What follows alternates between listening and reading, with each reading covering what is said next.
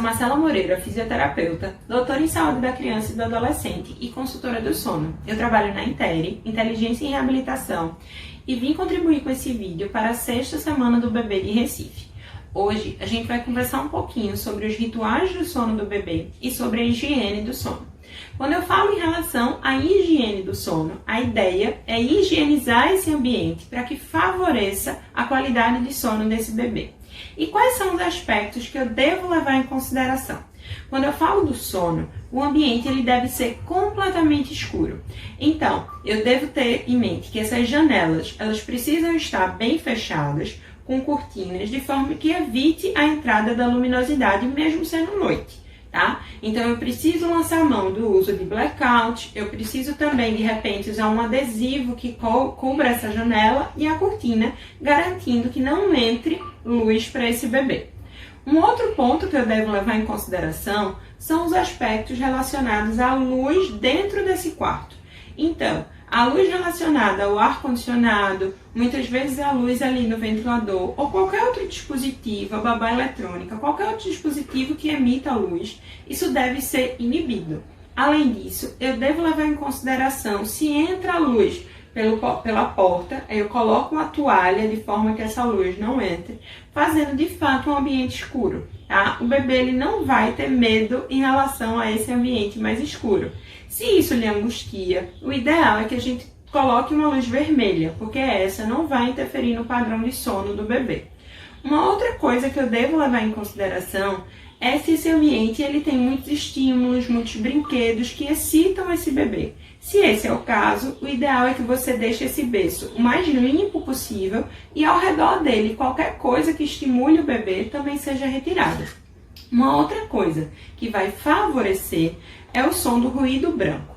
O ruído branco nada mais vai ser do que o som do ventilador, o som do ar-condicionado. Ele muitas vezes é usado para abafar esse som externo. Nos bebês menores, isso vale muito. Nos bebês maiores que 3 meses, já não vale tanto assim.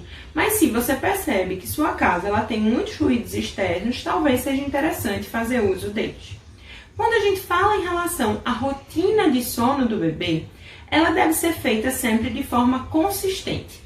Eu devo parar e observar aquilo que eu acertei e tento manter e aquilo que eu errei e tento modificar. Não existe uma receita de bolo sobre a rotina de sono ideal. Os bebês variam de um para o outro.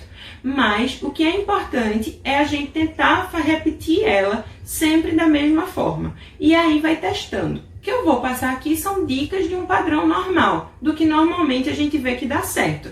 Mas você vai adaptando de acordo com a sua necessidade.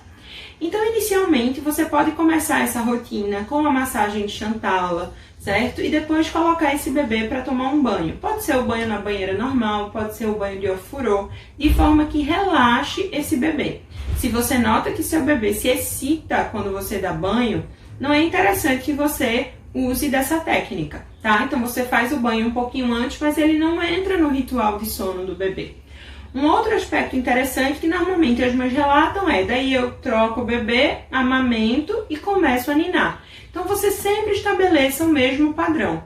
Se o ninar sempre ele tem música, que ele sempre tenha, de preferência inclusive, as mesmas músicas, que sempre seja feito no mesmo local, de forma com que esse bebê entenda que ali chegou o horário de dormir.